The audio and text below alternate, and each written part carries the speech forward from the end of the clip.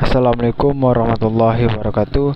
Perkenalkan, nama saya Andri Novaldi, berasal dari kelas 2A D3 Teknik Listrik.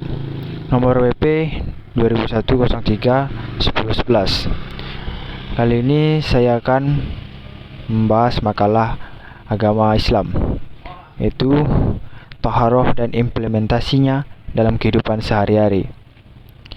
Latar belakang. Toharoh lebih sering dimaknai sebagai satu hal yang dilakukan sebelum beribadah pada Allah Subhanahu wa Ta'ala, ataupun suatu cara untuk menghilangkan hadas atau juga najis. Tetapi toharoh juga berkaitan erat dengan kebersihan dalam menjaga kesehatan diri dan keindahan lingkungan. Seringkali kita sebagai manusia lalai dalam hal menjaga kebersihan.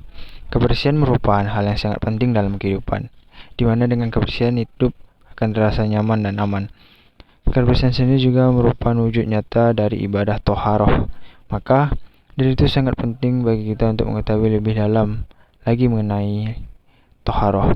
Terlebih-lebih kita adalah sebagai orang muslim, dan di dalam agama kita dikatakan bahwa Islam menuntut pemeluknya untuk senantiasa ke dalam keadaan suci, baik itu suci secara lahiriah maupun suci dalam batiniah. Karena Allah Subhanahu wa Ta'ala sangat mencintai orang-orang yang memelihara kesucian dirinya. Rumusan masalah. 1. Pengertian toharoh. 2. Bagaimana cara toharoh dari najis dan hadas. 3. Penjelasan mengenai wudhu, istinja. 4. Apa saja fungsi tazkiyah dan toharoh dalam solat dalam kehidupan. Tujuan penulisan. 1. Memahami tentang toharoh dan implementasinya dalam kehidupan. 2. Mengetahui fungsi tazkiyah dan toharoh dalam solat dalam kehidupan. Pembahasan. Yang pertama, toharoh, bersuci. Pengertian bersuci atau toharoh secara etimologis. Toharoh berarti bersih, nazafah, suci, nazahah, dan terbebas, khulus dari kotoran, baik yang bersifat izi, konkret atau dapat diindara, maupun maknawiyah, abstrak. Sedangkan toharah secara terminologis syara adalah membersihkan diri dari hadas atau menghilangkan najis dan kotoran. Dengan demikian, toharah syar'i secara syariat Islam terbagi dua bagian, yaitu toharah dari hadas dan dari najis. Kedua, macam-macam air. Air yang boleh dipakai bersuci yaitu air laut, air mata air pancuran, air ledeng, air hujan, air sungai, air sumur, dan air salju.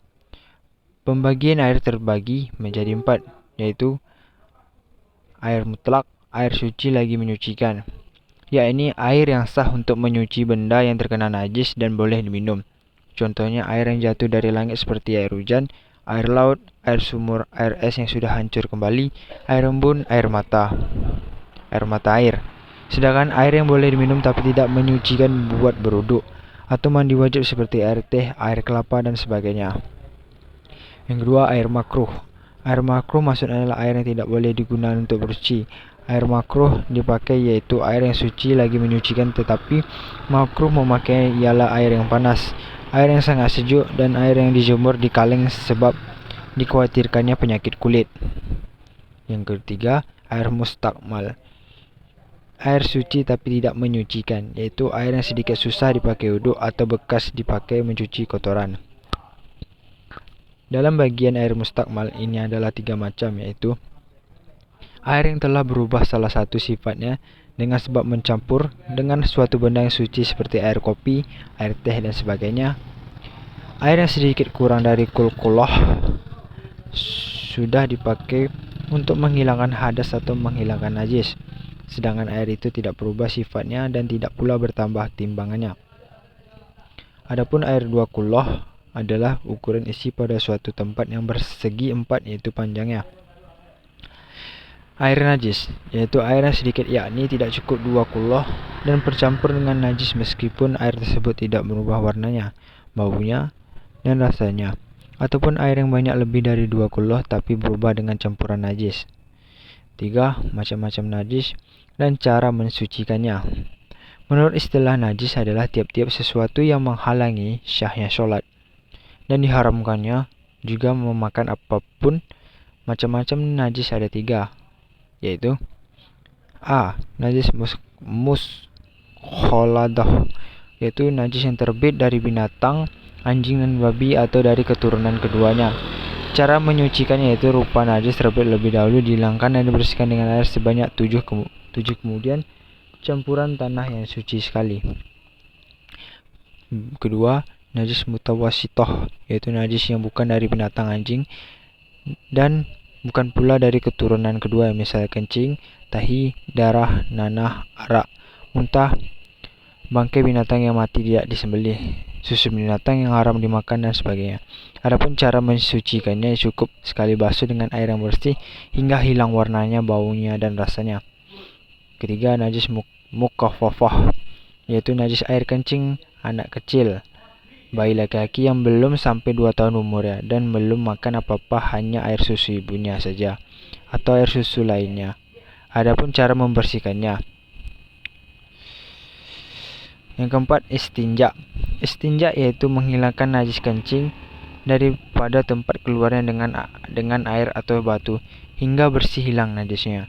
Dan yang lebih baik mula-mula dengan batu atau lainnya kemudian dengan air. Adapun syarat istinja adalah menghilangkan rasanya, baunya dan warnanya. Kelima, wudhu. Kata wudhu berasal dari bahasa Arab yang diadopsi dari kata wada'ah yang berarti baik dan bersih. Menurut syarah, wudhu adalah perbuatan tertentu yang dimulai dengan niat. Wudhu juga dapat diartikan menyengaja membasuh anggota badan tertentu yang telah disyariatkan untuk melaksanakan suatu perbuatan yang membutuhkan seperti sholat dan tawaf. Syarat hanya wudhu adalah Islam. Air mutlak atau suci yang mensucikan air di padang mutlak cukup didasarkan pada zan, keyakinan orang yang mau wudhu saja. Tidak ada yang menghalangi pada anggota wudhu, baik isi maupun syar'i, masuk waktu sholat khusus bagi hadas yang berkepanjangan. 6. Mandi wajib dan cara mandi wajib. Mandi wajib yaitu apabila ditinggalkan tidak dilakukan maka berdosa dan tidak disah melaksanakan ibadah seperti sholat fardu atau sudah membawa dan memegang rukan atau masuk ke dalam masjid. 7. Fungsi tazkiyah dan toharoh dalam sholat dan kehidupan. Tazkiyah adalah mensucikan jiwa dari segala macam bentuk kemusyrikan dengan menghayati, meyakini makna syahadat dan mengucapkan dengan penuh kesadaran dan keinsafan bahwa semua yang dikerjakan hanya untuk Allah Subhanahu wa taala. Ya, penutup. Kesimpulan. Taharah dalam ajaran Islam merupakan bagian dari pelaksanaan ibadah kepada Allah Subhanahu wa taala. Setiap muslim diwajibkan sholat 5 waktu dan sebelum melaksanakan disarankan bersuci terlebih dahulu. Taharah juga melambangkan tuntutan Islam untuk memelihara kesucian diri dari segala kotoran dosa. Saran, demikianlah makalah tentang taharah ini saya buat. Semoga makalah ini dapat diterima dan dipahami oleh para pembaca, juga membawa manfaat barakah untuk kehidupan selanjutnya. Sekian, terima kasih. Assalamualaikum warahmatullahi wabarakatuh.